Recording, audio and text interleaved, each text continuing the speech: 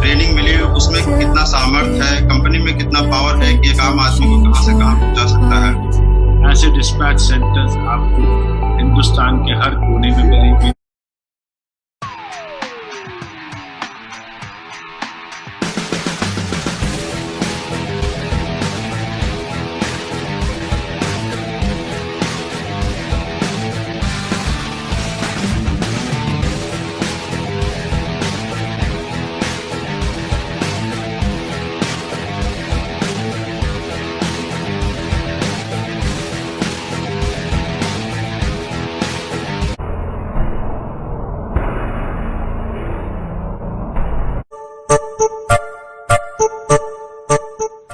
Sir, एक से अनेक सेशन एक बहुत बड़ा मंच है और मैं अभी तो इस मंच के लिए अपने आप को एक स्टूडेंट समझता हूँ और एक छात्र की यही लालसा होती है कि उसको कुछ न कुछ हमेशा सीखने को ही मिले और मैं यहाँ से बहुत कुछ सीखता रहता हूँ और आज बहुत अच्छा मुझे गुड न्यूज़ मिला और उसके लिए आप सभी लोगों को बहुत बहुत मैं नमन करना चाहूँगा, बहुत बहुत आभार व्यक्त करना चाहूँगा।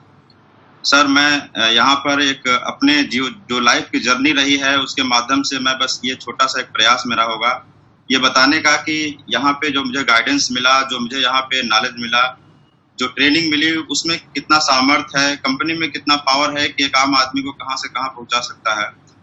तो मैं अपने एक लाइफ जर्नी के माध्यम से कुछ बातें अपनी शेयर करना चाहूंगा।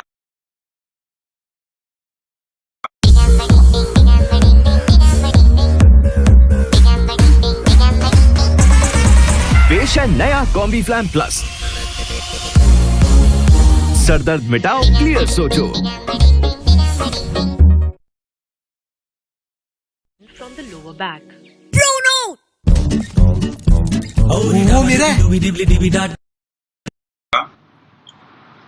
सर, मेरे भी लाइफ में, बहुत सारे लोगों की लाइफ में हर प्रकार की चीजें आती हैं, प्लस पॉइंट आते हैं, नेगेटिव पॉइंट आते हैं, बहुत सारी दिक्कत परेशानियां आती हैं। मेरे भी लाइफ में कुछ ऐसी चीजें हुई, लेकिन मेरा मानना यह है कि सर ये सब चीजें स्ट्रगल मेरे लिए नहीं है, क्योंकि ये अलग अलग मेरी लाइफ के रंग हैं जो मुझे हमेशा जब याद आती हैं तो कुछ न कुछ हमेशा सीखने को मिलता है और मेरे व्यक्तित्व को एक नया आयाम मिलता है, एक नई सोच मिलती है।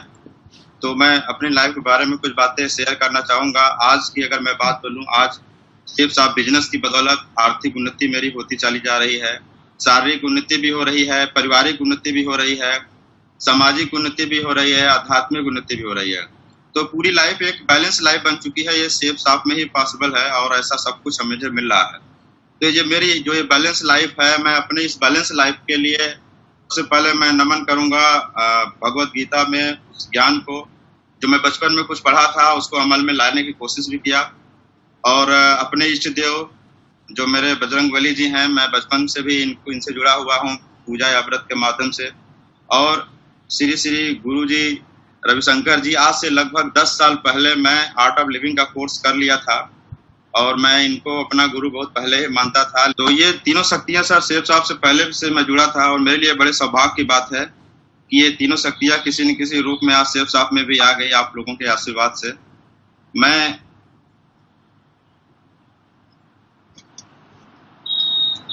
मैं नमन करना चाहूंगा आज इस मंच से आप सभी डायरेक्टर्स का, Rajat Verma sir, Rajpal Arora sir, Harish Sodhi sir, Raju Anand sir, Siddharth Sehgal sir. Sir, आप सब लोगों ने इतना खूबसूरत प्लेटफॉर्म बना दिया है कि आज हम लोगों की लाइफ बहुत सारे लोगों की बदलती चली जा रही है और मुझे ऐसा लगता है कि शायद आप लोगों को भी अंदाजा नहीं होगा कि कितना खूबसूरत प्लेटफॉर्म है।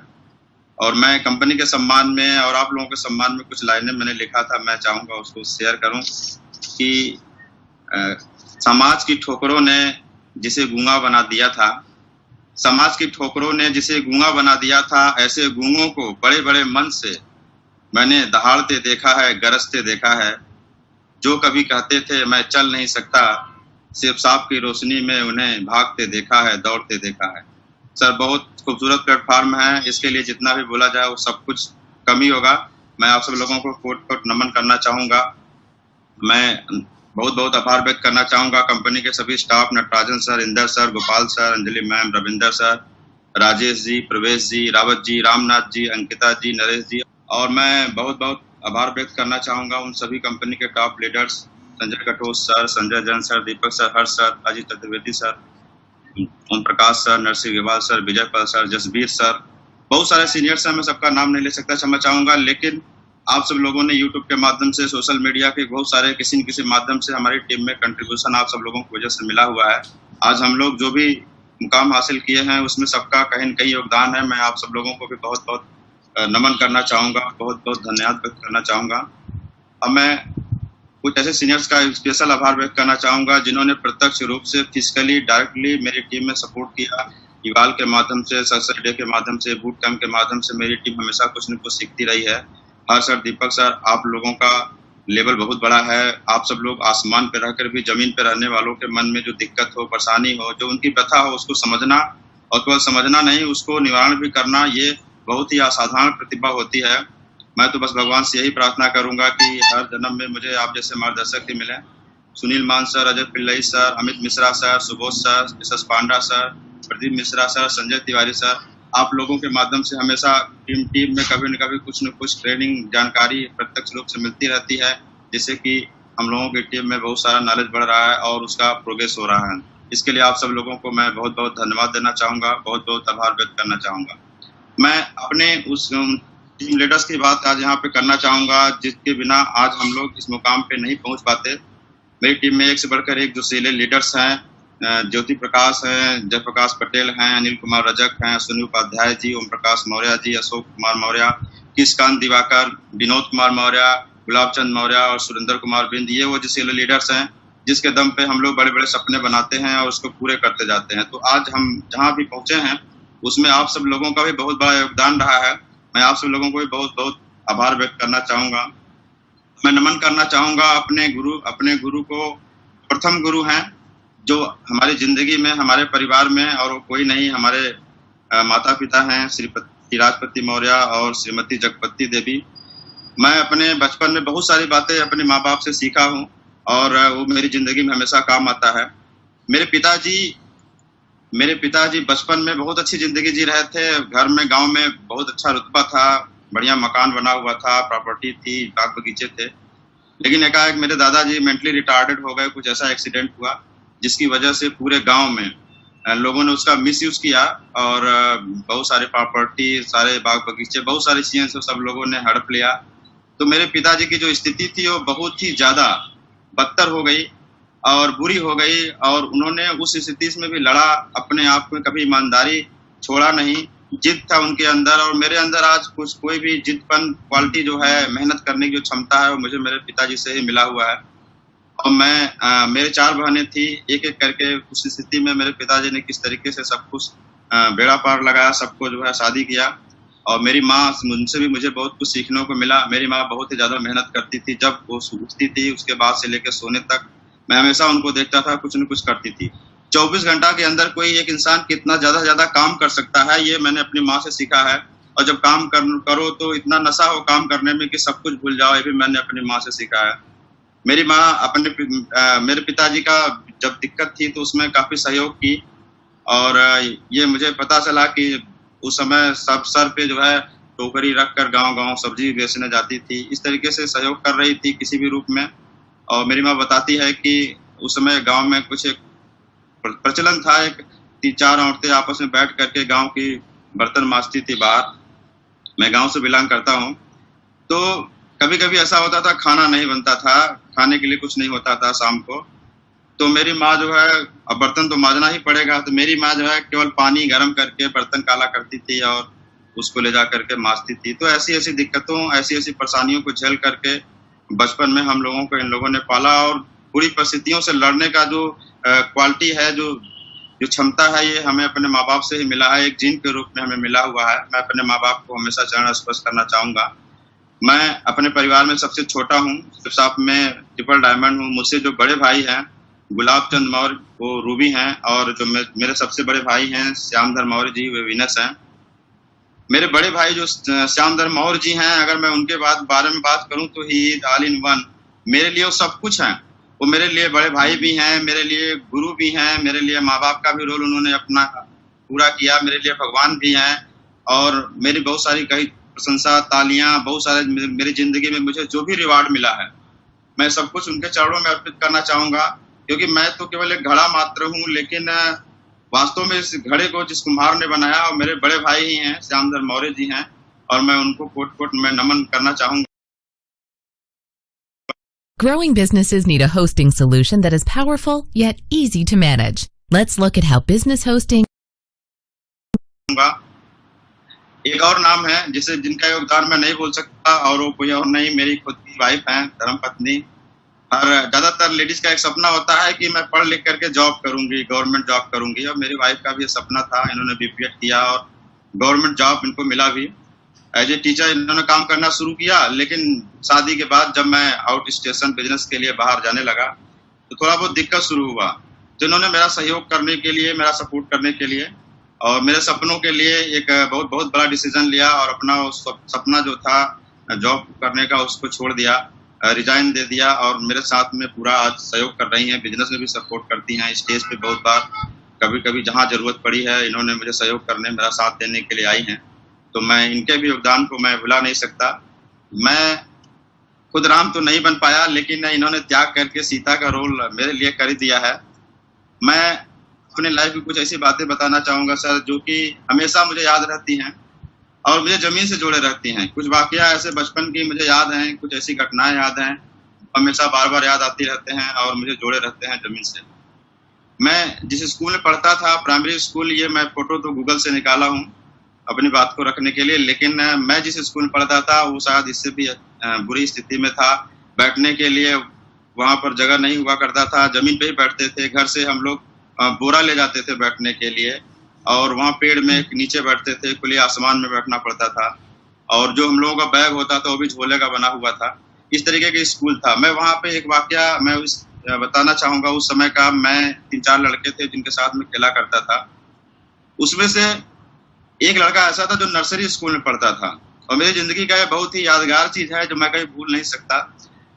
वो लड़का नर्सरी में जब जाता था तो बहुत बढ़िया कपड़े पहन के जाता था, और उसका जो मेंटेनेंस होता था मैं देखता था, बहुत प्रभावित होता था। मैं सोचता था कि मैं भी जो है ऐसे स्कूल में पढ़ूं। तो मैंने एक बार क्या किया कि स्कूल में प्राइमरी के लिए निकला घर से, लेकिन मैं रास्ते में उसके साथ हो लिया और मैं उसके साथ उसके स्कूल जाने लगा। मेरा बचपना था कि मैं इसके स्कूल में पढ़ूंगा, लेकिन रास्ते में मुझे कुछ प्राइमरी के लड़के मिल गए सीनियर, और मुझे पहचान लिया और पकड़ के ले गए। मुझे जो प्राइमरी के हेडमास्टर थे उनके यहाँ पे पेश किया गया, और उन्होंने मुझे डांटा, बहुत फटकारा मारा भी, और बोला कि जो है कि तुम्हें वहाँ नहीं जाना है। लेकिन मैं रोने लगा। मैंने बोला नहीं मुझे जाना है। तो उन्होंने मुझे एक दिलासा दिया, झूठी दिलासा थी, कि तुम अगर 20 तक का टेबल याद कर लो तो मैं तुम्हें जो है वहाँ पर तुम्हारा एडमिशन हो जाएगा। और उन्होंने ये सोच के बोला था कि याद भी नहीं करेगा और वो जहाँ वहाँ बात ही खत्म हो जाएगी। लेकिन मैं जिद था, 2-3 हफ्ते के अंदर मैंने सब याद कर लिया, और उस लड़के के साथ मैं दोबारा चला गया उसके स्कूल में। ये सोच करके कि बचपना ही था, लेकिन ये सोच रहा, मैंने ये बात की कि वहाँ सुनाऊंगा तो हो सकता है मेरा एडमिशन कर दे। और मैं जब वहाँ पे गया तो मैडम वहाँ पे मिली मुझे, उन्होंने मुझे देखते ही डांटना शुरू कर दिया।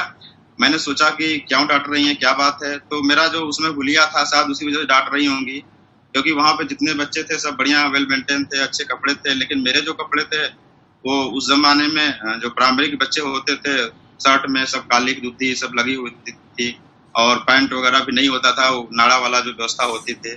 तो मुझे उनको लगा होगा कि किसी दूसरे ग्रह से आ गया, ऐसा समझ में आ रहा होगा। तो उन्होंने मुझे बहुत डांटा, और बहुत बुरी तरीके से डांटा, और उन्होंने मुझे भगा दिया स्कूल से डांट करके। और मुझे वो चीज़ हमेशा याद रहती है, भूलता नहीं है।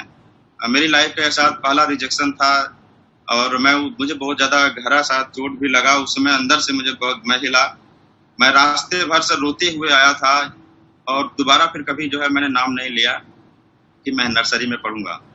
मैं प्राइमरी में ही पढ़ता रहा, उसके बाद मैं भूल गया नर्सरी का नाम, और इस तरीके से मैं पढ़ता रहा। फिर मैं जूनियर हाई स्कूल में मैं गया, वहाँ एक अलग स्कूल में मेरा एडमिशन हुआ। और वहाँ पर भी एक ऐसी घटना है जो याद आती है कि मेरे जो क्लास टीचर थे उन्होंने एक माहौल बनाया था कि जो उनसे कोचिंग पढ़ेगा उसको नंबर अच्छा देते थे। तो मैं उनसे कोचिंग नहीं पढ़ पाया, तो उसका मुझे खामियाजा ये भुगतना पड़ा कि उन्होंने कभी भी मुझे नंबर उतना नहीं दिया जितना मिलना चाहिए। मेरा नंबर हमेशा काट देते थे, और मैं पहला स्थान का उसमें हकदार था, लेकिन मुझे हमेशा दूसरे स्थान या तीसरे स्थान पे कर देते थे। तो मैं ये कष्ट लेकर के मैं पढ़ाई करा, और पढ़ाई के साथ साथ घर में खेती बाड़ी भी होती थी, उसको भी मैं करता था। और हमारे घर से 2-3 किलोमीटर दूर एक चौराहा था, इंदिरा मिल चौराहा, वहाँ पर हम लोगों ने सड़क पे बैठ करके सब्जी वगैरह भी बेचा, मैंने भी बेचा, मेरे बड़े भाई भी इस तरीके से सहयोग किए। मतलब पूरे परिवार में हर आदमी अपने अपने स्तर से परिवार को आर्थिक स्थिति में सहयोग कर रहा था, जो जैसे कर सकता था। इसी तरीके से मैंने इंटर पास किया। इंटर पास करने के बाद मेरे दिल में ये बहुत बड़ी इच्छा थी कि मुझे कुछ बड़ा करना है, लेकिन आंखों के सामने सब धुंधला धुंधला था, कुछ भी क्लियर नहीं था कि मुझे क्या करना है क्या नहीं करना है, कुछ साफ क्लियर नहीं आ रहा था। बस एक इच्छा थी कुछ बड़ा करना चाहिए लाइफ में। तो मेरे बड़े पिताजी और मैंने एक प्लान बनाया। मेरे पिताजी ने एक साइकिल पे मुझे पीछे बिठा करके कैरियर पे ले गए, एक मेरे रिश्तेदार थे, और उनके पास में ले जाके बोलते हैं कि इसको टेलर वाला, वो टेलर थे, उनको टेलर सिखा दो, टेलर बनना, इसका टेलर वाला काम सिखा दो, ये अगर कोई काम नहीं कर पाया तो कम से कम टेलर बन जाएगा, तो ये जो है लाइफ में रोजी रोटी तो चली जाएगी। और वहाँ मेरी जिंदगी का शायद वो टर्निंग पॉइंट था। मेरे रिश्तेदार का मैं बहुत बहुत धन्यवाद देना चाहूंगा। उन्होंने मुझे 2-4 बातें पूछी, पढ़ाई लिखाई की, और मुझसे बड़ा प्रभावित हुए। तो उन्होंने मुझे सलाह दिया कि तुम जाओ इलाहाबाद और वहाँ पे तैयारी करो मेडिकल के लिए, और यहाँ पर घर का चक्कर छोड़ दो, नहीं तो तुम ये छोटा मोटा काम भी करके ही रह जाओगे। तो मैं वहाँ से डिसीजन लिया, और 2-4 दिन के बाद मैं अपने एक गाँव के एक लड़के के साथ में इलाहाबाद चला आया और मेडिकल का प्रिपरेशन करने लगा। ये मेरा रियल फोटो है। मैं इलाहाबाद में एक बेसमेंट था, वहाँ पे रहता था, छोटा सा कमरा था। ये वहाँ पे बहुत सारे बच्चे पढ़ने के लिए आते हैं, एंट्रेंस के लिए, टेस्ट के लिए तैयारी करने के लिए आते हैं। मैं भी गया था उस भीड़ में शामिल होने के लिए। और एक छोटा सा कमरा, चेयर के भी जगह नहीं था, तख्त पे बैठ के पढ़ता था, और ये पीछे दीवार में सीलन वगैरह भी रहता था। और भी बहुत सारे ऐसे लड़के थे जो इस तरीके से अपना वहाँ पे स्टडी कर रहे थे। हम लोगों ने सीरियसली लिया, मेडिकल के लिए बहुत मेहनत किया, बहुत प्रयास किया, और पढ़ाई करने के लिए रात जागते थे, 2 बजे 3 बजे तक, बहुत मेहनत किया। मैं डॉक्टर भी हूँ, डायमंड भी हूँ, और मुझे पता है कि दोनों में क्या अंतर है। एक डॉक्टर बनने के लिए आदमी को कितना मेहनत करना पड़ता है, और एक डायमंड बनने के लिए कितना मेहनत करता है। तो मैंने दोनों जिंदगी जिया है। लेकिन मैं यहाँ पे जरूर बोलना चाहूंगा कि दूसरे जो फील्ड होते हैं वहाँ पे कामयाब होना बहुत कठिन होता है। हम लोग रात जागते थे, डिस्कशन करते थे, ये बहुत सारे तरीके अपनाते थे जागने के लिए। रात को 1 बजे 2 बजे, ठंडी में भी नींद भाग जाए इसके लिए कपड़ा साफ करते थे हम लोग। और उस जो हाई ड्राफ्ट की जो शीशी होती थी उसमें ठंडा पानी रखते थे, पलकों में डालते थे, नींद नहीं लगना चाहिए। कभी कभी दौड़ लगाते थे नींद को डांटते हुए कि भाग जाओ, और कुछ भी हो लेकिन पढ़ना है तो पढ़ना है। इस तरीके से हम लोग जो है पढ़ रहे थे और स्टडी कर रहे थे। पढ़ने में तकलीफ नहीं थी, तकलीफ तो इस बात की होती थी, साल भर में बीच में ऐसा होता था कि जो अपने दोस्त के साथ होते थे, जिनको नॉलेज भी कम होता था, उनका सिलेक्शन हो जाता था, और अपने को लगता था यार मेरा नहीं हुआ, तो बड़ी तकलीफ होती थी। और मेरा एक दोस्त था, उसके साथ ऐसा हुआ कि उसके भी बहुत सारे दोस्त यार सिलेक्शन हो गया और उसका नहीं हुआ, इसको इतना तकलीफ हुई। मैं अपनी जिंदगी में एक ऐसा वाकया बताना चाहूंगा जो शायद कभी नहीं भूलेगा। वो इतना गलत डिसीजन ले लिया कि मैं अपनी जिंदगी में एक ही बॉडी देखा हूँ जो कि फंदे से लटकी थी, और वो मेरे दोस्त की थी। और उसका दुख यही था कि उसके दोस्त फ्रेंड सर्किल से बहुत सारे लोगों का सिलेक्शन हो गया, उसका नहीं हो पाया था। और ऐसा दुख मेरे भी अंदर रहता था, मैं भी लेकर के चल रहा था, लेकिन हिम्मत नहीं हारता था, और मैंने कभी ऐसा गलत डिसीजन नहीं लिया। भगवान की बहुत बड़ी कृपा रही। मैं मेडिकल एंट्रेंस अगले साल मैंने जो है क्वालिफाई किया। All India Pvt rank 15th आई, और combined pre medical test 83rd। तो मैं अच्छी रैंक थी। कोचिंग वालों ने इलाहाबाद में, कानपुर में, बहुत जगह जहाँ कोचिंग वालों संपर्क था, उन लोगों ने रोड पे, चौराहों पे मेरा होर्डिंग, पोस्टर सब लगा दिया। मैं जीरो से हीरो बन गया। तो मैं लाइफ से ये बात सीखा कि जो मेरे दोस्त ने जो ये डिसीजन लिया था वो बहुत गलत डिसीजन लिया था। क्योंकि जिंदगी में बहुत सारी तकलीफें आती हैं, लेकिन आदमी अगर सोचे तो उन तकलीफों के अंदर, उनके गर्भ में बहुत सारा कामयाबी और बहुत सारी खुशियां छुपी होती है, लेकिन आदमी गलत डिसीजन ले लेता है। लेकिन मैं कभी टूटा नहीं, हिम्मत नहीं हारा, और भगवान की कृपा रही। मैं मेडिकल कॉलेज में, GSBM मेडिकल कॉलेज कानपुर में मैंने प्रवेश लिया। जिंदगी में एक नया रंग आया, नई उमंग आई। हाँ, यहाँ पे एक बात मैं बताना चाहूंगा। मेरे टीम में बहुत सारे लोग जब फॉलो करने जाते हैं, जब मेरा एग्जाम्पल लेते हैं कि MBBS है, इस बिजनेस को करते हैं, तो वहाँ एक सवाल कई बार मेरे सामने आया कि वो वास्तव में MBBS हैं कि या तो कहीं झोला छाप डॉक्टर तो नहीं है। मैं करताल कटोरा स्टेडियम में इंटरव्यू दे रहा था, अमित सर थे, उन्होंने मुझे वहाँ भी एक सवाल पूछ दिया। उन्होंने मुझसे पूछा कि जो है बहुत सारे लोगों के मन में कंफ्यूजन रहता है कि आप वास्तव में डॉक्टर हैं कि कहीं झोला छाप तो डॉक्टर नहीं है। ये सवाल मुझे बार बार परेशान करता है। मैं बताना चाहूंगा कि मैं 2006 बैच में GSBM मेडिकल कॉलेज में मेरा पैरा A2 बैच था, वहाँ मैंने स्टडी किया हुआ है। और उस इंटरव्यू में तालकटोरा स्टेडियम में मैंने अपना वो सर्टिफिकेट जो ID प्रूफ था उसमें मेरा रजिस्ट्रेशन नंबर था, मैंने वो भी दिखाया हुआ है। अब जिसको भी शक हो उसको आप दिखा सकते हैं कभी भी, क्योंकि मेरा एक बहुत बड़ा डिसीजन मैंने लिया है और मैंने MBBS किया हुआ है, इसमें कोई दो राय नहीं है। हाँ, जब मैं कॉलेज की लाइफ में जब मेरी शुरू हुई, उमंग तो था, लेकिन उमंग थोड़ा फीका पड़ गया जब खर्चे बढ़ने शुरू हो गए। अप्रेंस सिलाने की बारी आई, सारे लड़के जो फ्रेंड सर्किल के लोग थे वो सब लोग ब्रांड ढूंढ रहे थे, कोई इस ब्रांड का कोई उस ब्रांड का ढूंढ रहा था कि कपड़ा ले लें, लेकिन मैं तो केवल व्हाइट रंग ढूंढ रहा था, जो केवल व्हाइट कलर मिल जाए। और पढ़ने के लिए बुक्स कुछ खरीद पाया, कुछ फोटोकॉपी से काम चलाना पड़ा। और मेस भी वहाँ जो मेडिकल कॉलेज में मेस थे वो भी 3 प्रकार के थे, बहुत सारे लोग नहीं जानते होंगे। मेस भी वहाँ पे जो खाना भोजन करने के लिए 3 प्रकार के मेस हुआ करते थे, low class, middle class, high class. और हमारे लिए तो लो क्लास ही जिंदाबाद था। तो इस तरीके से मैं वहाँ पर भी संघर्ष थोड़ा बहुत शुरू हुआ, लेकिन पढ़ाई के साथ मैं पार्ट टाइम कुछ काम भी करता था, कोचिंग पढ़ा लेता था और कुछ खर्चा निकालता था। मैंने कभी रुका नहीं, कभी झुका नहीं। जिंदगी में जो भी परिस्थितियां रही मैं उससे लड़ता रहा। और उसी समय मेरी जिंदगी में टर्निंग पॉइंट आया जब मैं सेकेंड प्रॉप का था। पहला जो प्रॉप होता है वो 1 साल का होता है और दूसरा 1.5 साल का होता है। तो मेरा जब दूसरा प्रॉप खत्म होने वाला था तो उसी समय मेरे बड़े भाई ने एक बड़ा बिजनेस शुरू किया और उन्होंने उस बिजनेस में मुझे अपना पार्टनर बनाया। और उन्होंने मुझे एक बहुत बड़ा उपहार दिया, और वो बिजनेस कोई और नहीं, वो यही बिजनेस है सेफ साफ, मेरी जिंदगी में आया। अमूमन ऐसा होता है कि लोग पहले प्लान देखते हैं उसके बाद ID पड़ती है, लेकिन मेरे साथ तो उल्टा हुआ। मैं पहले मेरी ID पड़ गई थी, उसके बाद मैंने प्लान देखा। और जब प्लान देखा तो मैं सोचने लगा कि क्या मैं इसको कर सकता हूँ, मैं कैसे करूँ, क्योंकि मेडिकल में पढ़ाई का बहुत प्रेशर होता था कॉलेज में। समय एकदम नहीं था, लेकिन एक मजबूरी थी, पैसे की थोड़ी दिक्कत थी। तो लोग बोलते हैं ना, जहाँ चाह होती है वहाँ राह होती है। तो मैं भी ये सोचने लगा कि कहीं रास्ता निकालना पड़ेगा। तो मैं ये सोचने लगा, एनालिसिस किया कि मेरे जो फ्रेंड के सर्किल के जो लड़के हैं वो कैसे कहाँ समय अपना जो है नुकसान करते हैं। मैंने ये देखा, कुछ लोग सैटरडे मूवी देखने जाते हैं, कुछ लोग मैरिज पार्टी अगर होती है उसको भी नहीं छोड़ते, कुछ लोग त्योहार जब होता है, फेस्टिवल जब होता है तो इसलिए घर चले जाते हैं, कुछ लोग स्पोर्ट्स और कल्चरल एक्टिविटी में जो भी समय बीच में अगर मिलता है तो उसमें लगा देते थे, कुछ लोग घूमना टहलना गप लड़ाना इस तरीके से अपना समय लगाते थे, जो भी उनको एक्स्ट्रा समय कभी मिलता था। तो आज मेरे नाम के आगे डॉक्टर भी लगता है, डायमंड भी लगता है, और सर ऐसे नहीं लगता है, इसके लिए मैंने कीमत चुकाई है। मैं मेडिकल कॉलेज में ये सब कुछ छोड़ दिया। मैंने ये फैसला लिया कि मैं मूवी नहीं देखूंगा, मैं मैरिज पार्टी में नहीं जाऊंगा, मैं फेस्टिवल मैंने बाय कर दिया, स्पोर्ट्स एंड कल्चरल एक्टिविटी को भी बाय कर दिया, वॉकिंग एंड टॉकिंग। मैंने डिसीजन लिया कि मैं केवल और केवल सेफ साफ बिजनेस करूंगा, पार्ट टाइम में ही करूंगा, लेकिन पूरी शिद्दत से करूंगा।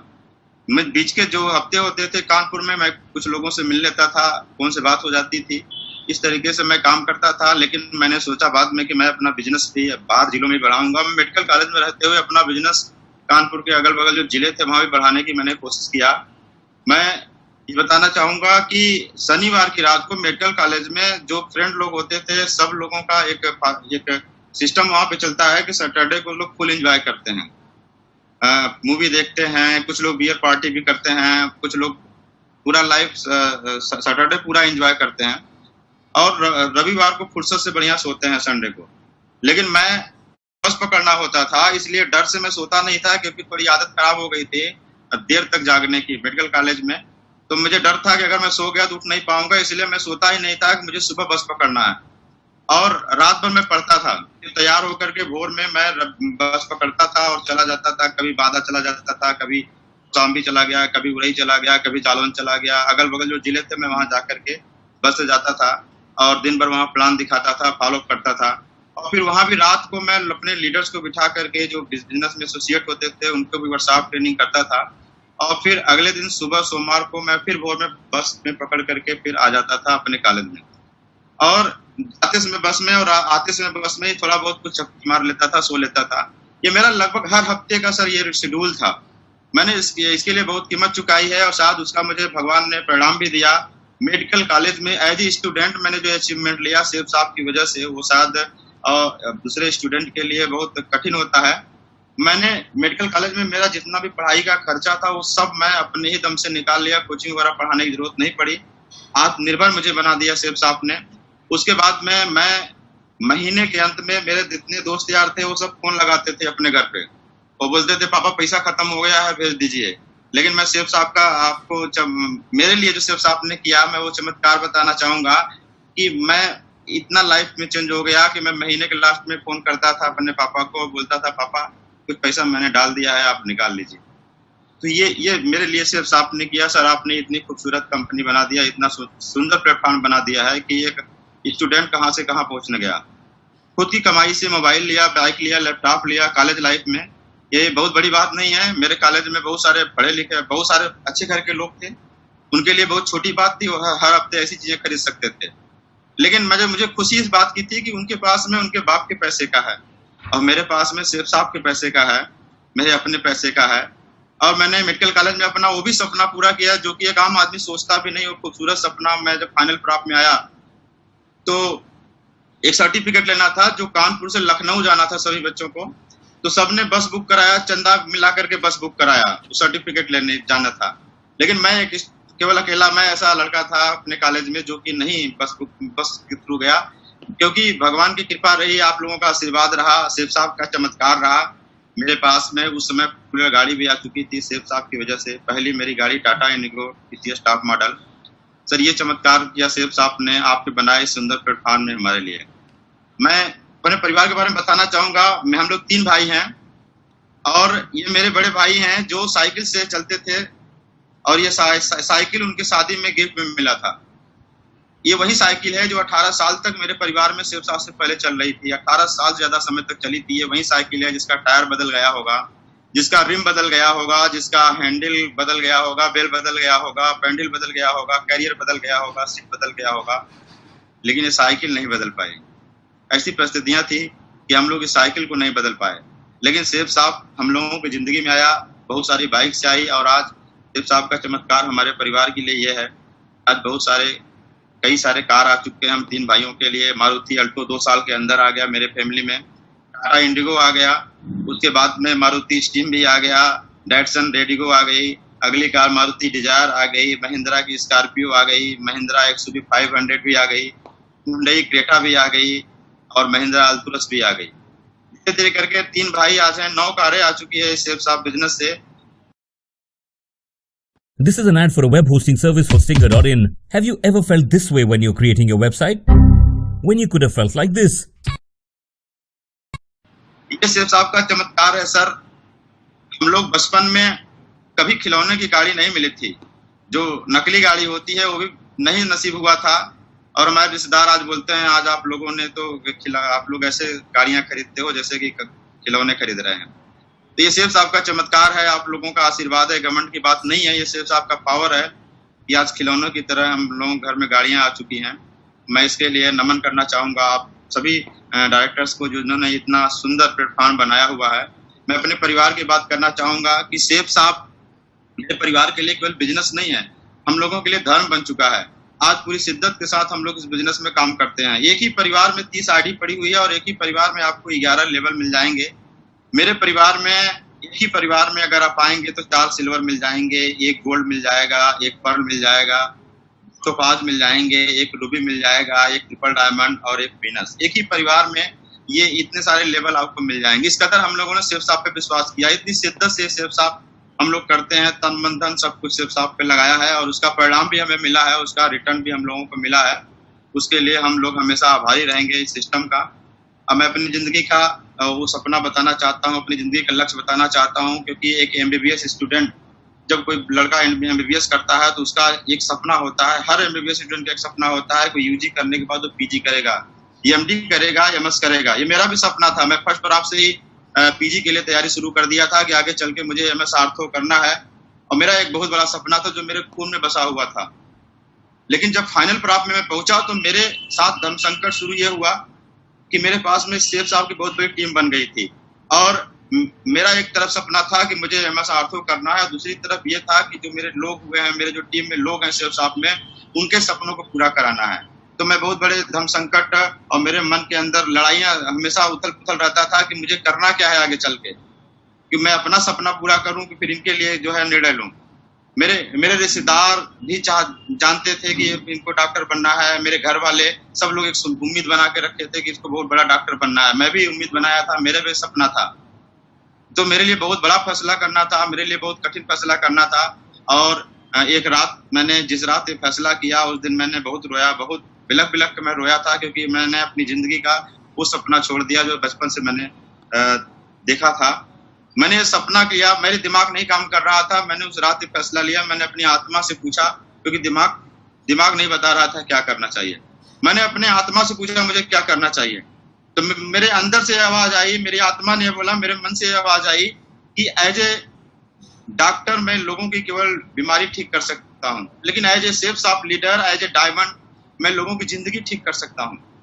तो इसलिए मैंने फैसला लिया कि नहीं, मैं फुल टाइम में सेफ शॉप बिजनेस करूंगा। मैं अपना वो सपना छोड़ दिया और बहुत कष्ट के साथ मैंने वो निर्णय लिया था और मैंने सपना बनाया। मैं सेफ शॉप में इसलिए नहीं आया कि मेरे लाखों रुपए आ जाएंगे महीने का, मैं बहुत अच्छा कमा लूंगा, बहुत सारे सपने पूरे कर लेंगे। भगवान की कृपा थी, मेरे पास डिग्री थी, मैं ठीक ठाक पैसा कमा लेता, कि अच्छी जिंदगी जी सकता था।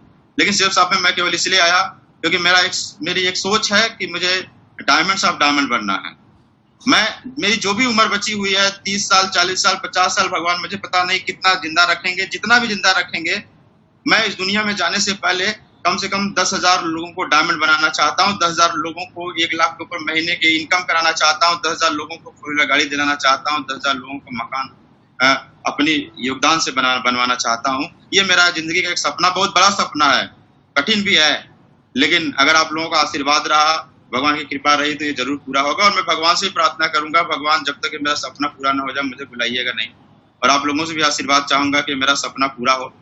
अंत में मैं अपने सभी छोटों जो भी यहाँ पर डायमंड, डबल डायमंड है, मैं उन सब लोगों से एक अनुरोध करना चाहूंगा। छोटी सी मेरी सलाह है, और सलाह इसलिए है क्योंकि आज हम लोगों को मार्केट में कुछ बैड न्यूज सुनने को मिलता है कि किसी ने कोई कंपनी चेंज कर दिया या किसी ने जो है सिस्टम की चेंज कर दिया। तो मैं उसके लिए एक बात बताना चाहूंगा कि एक एंजाइम होता है हमारे बॉडी में। एंजाइम का काम क्या होता है? Enzyme catalyse chemical reaction that do not normally proceed.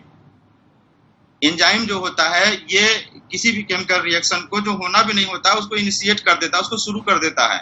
और कोई शुरू ही नहीं करता, उसको बहुत ही ज्यादा फास्ट भी कर देता है। ये एंजाइम का काम होता है, हमारे बॉडी में पाया जाता है। केमिस्ट्री में कैटलिस्ट ऐसे ही सब्सटेंस को बोलते हैं। और यहाँ पर मैं बात क्यों बता रहा हूँ? मैं इसलिए बता रहा हूँ क्योंकि कंपनी कोई भी हो, प्लस माइनस उसमें होता ही है। प्लस भी होगा, माइनस भी होगा। अपलाइन भी कोई भी हो, उसमें प्लस भी होगा, माइनस भी होगा। जब प्लस प्लस मिलता है तो हमको बहुत अच्छा लगता है, लेकिन जब कोई माइनस ही जाता है तो हमें थोड़ी परेशानी होती है और हमारे अंदर दुख होता है। और रही बात दुख की, तो दुख तो घर घर में है। पत्नी अपने पति से परेशान है किसी न किसी पॉइंट को लेकर के, पति अपने पत्नी से परेशान होगा, कोई बाप अपने लड़के से परेशान है, लड़का अपने बाप से परेशान है। तो दुख तो अपनी जगह है, वो आता है चला जाता है, फिर नॉर्मल सब कुछ हो जाता है। लेकिन जो दुख का पॉइंट है, उस पॉइंट से लेकर के डिसीजन का पॉइंट, निर्णय का पॉइंट कि मुझे इसको छोड़ना है, ये इनमें थोड़ा सा गैप होता है। दुख होना अलग मैटर है, लेकिन निर्णय लेना कि मुझे इसको छोड़ देना, ये अलग बात होती है। और कोई आदमी दुख या परेशानी से निर्णय लेने तक कैसे पहुंचता है, उसके लिए एक कैटलिस्ट काम करता है। हमारे सेफ शॉप में भी एक कैटलिस्ट है और मैं उसको बताना चाहूंगा। मैंने जो एनालिसिस किया है, मैंने अपने एक्सपीरियंस के आधार पर जो एनालिसिस किया है, कोई आदमी उस निर्णय तक कैसे पहुंचता है। तो सेफ शॉप में जो कैटलिस्ट है वो है पैरेलल लाइन से अक्सर बात करने वाला। कुछ लोग ऐसे होते हैं जो पैरेलल लाइन से अक्सर बात करते हैं, कभी कभार हो गया हाय हेलो बात अलग है, लेकिन अक्सर बातें करना ये बहुत छोटी बात है लेकिन बहुत बड़ा दुष्प्रभाव डालती है। एक आदमी के अंदर जो मानसिक टेंशन होता है ना, वो खत्म हो जाएगा, समय के साथ खत्म हो जाएगा। लेकिन जब वो पैरेलल लाइन से बात करता है तो कोई न कोई पैरेलल लाइन वाला उसको यहाँ तक पहुंचा देता है, कोई निर्णय ले सके कि कंपनी बदल सकता है। या कुछ लोग तो सिस्टम ही चेंज करने पे उतारू हो जाते हैं और सिस्टम भी चेंज कर देते हैं। तो मैं अपने सभी साथियों से अनुरोध करना चाहूंगा कि प्लीज अपनी टीम में लोगों को एजुकेट करिए और अपने आप को भी इस चीज से बताइए, क्योंकि इसका दुष्परिणाम बहुत बुरा होता है। जब आदमी ये सब चीजें चेंज करता है तो उसकी अपलाइन भी हाथ से जाती है, डाउन लाइन भी हाथ से जाती है। और जिसको सुनने के लिए कई हजार लोग लाइन लगाते थे, उसको सुनने के लिए भी कोई नहीं मिलता है। तो मैं सबसे यही अनुरोध करना चाहूंगा, रिक्वेस्ट करना चाहूंगा कि इस चीजों से बचें। ये बहुत ही इसका बहुत बुरा दुष्परिणाम होता है। मेरे बड़े भाई श्यामधर मौर्य जी हमेशा एक कहावत कहते हैं कि बुरे काम का बुरा नतीजा ना मानो तो करके देखो, या जिसने जिसने किया उसका जाके घर देखो।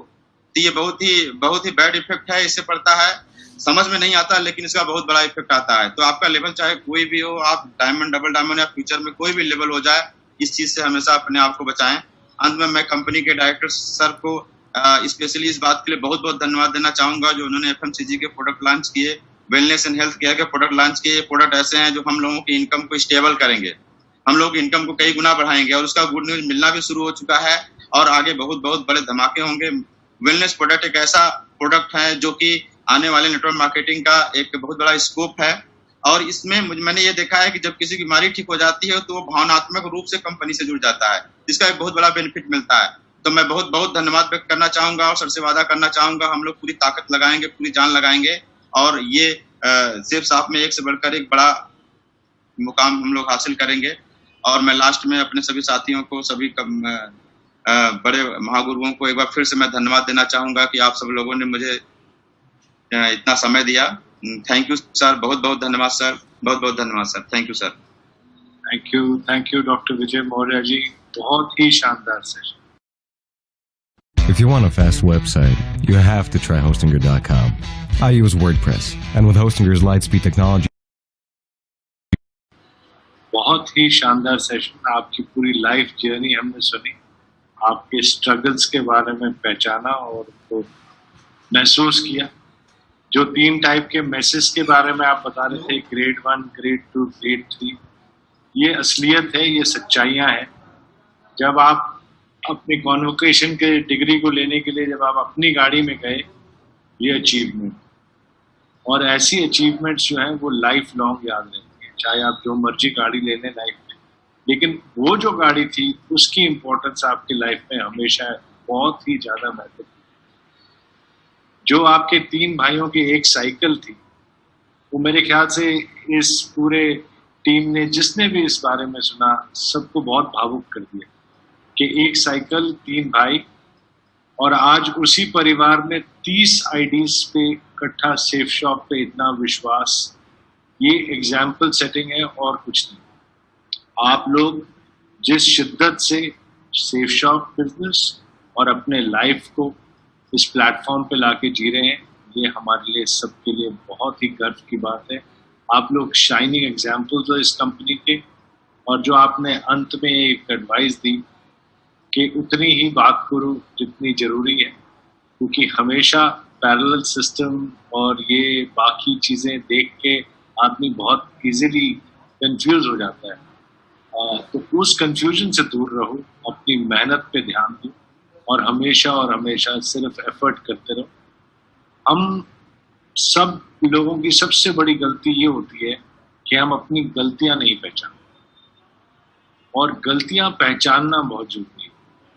जो हमारी खुद की कमियां हैं वो देखना बहुत जरूरी है। कंपनी की इस वक्त कमियां हैं डिस्पैच में डिलीवरी और डिलीवरी में डिले। तो ये कंपनी ने पहचाना, और आज इस पहचान का आप जो है, सबसे पहले जो आदमी ये मान लेता है कि इस चीज में कमी है, तो ऑटोमेटिकली उस पर वो काम करना शुरू करता है। तो आज आपने देखा कि कितना शानदार डिस्पैच सेंटर तैयार हो, और कितना शानदार तरीके से अब ये प्रॉब्लम जो है, जो सबसे बड़ी प्रॉब्लम हम सबको आई हुई है, क्योंकि हमसे ज्यादा ये प्रॉब्लम आपको आती है। फील्ड में आप हो, हम लोग ऑफिस में हैं, हम लोग दिल्ली में हैं, लेकिन जो फील्ड में है, जो मेहनत कर रहा है, जिसने सेल करी हुई है, जिसकी जिम्मेदारी है वो माल पहुंचाना, जितना प्रेशर आप लोगों पे आता है और किसी पे नहीं आता। इसके लिए मैं बहुत आभारी हूँ कि आप लोग सारा उस प्रेशर को डील भी करते हैं, फॉलोअप भी करते हैं, कंपनी के साथ संपर्क में भी रहते हैं और उसको रिजॉल्व भी करते हैं, और सोल्यूशन देखना ही प्रॉब्लम का अंत है। तो आज हमने डिस्पैच के सोल्यूशन का एक पार्ट देखा, और बहुत जल्द आप और भी पार्ट्स देखेंगे, और आपको इन प्रॉब्लम्स के सोल्यूशन आपके सामने मिलते हैं। बहुत शानदार सेशन रहा आज का। हिस्टोरिक इसलिए भी है क्योंकि नंबर ऑफ सेल्स आज तक के सबसे ज्यादा रहे। हिस्टोरिक इसलिए भी है क्योंकि हम लोग बहुत ही बड़े वेयर हाउस और डिस्पैच सेंटर से एक शुरुआत कर रहे हैं, और उसके बाद धीरे धीरे करके ऐसे डिस्पैच सेंटर्स आपको हिंदुस्तान के हर कोने में मिलेंगे, नॉर्थ, ईस्ट, वेस्ट, साउथ, और हर जगह ये डुप्लीकेट हो जाएंगे। तो आपकी ये जो सबसे बड़ी प्रॉब्लम डिलीवरी और डिस्पैच की आ रही है, ये बहुत जल्द आप सबके प्रयास के साथ खत्म हो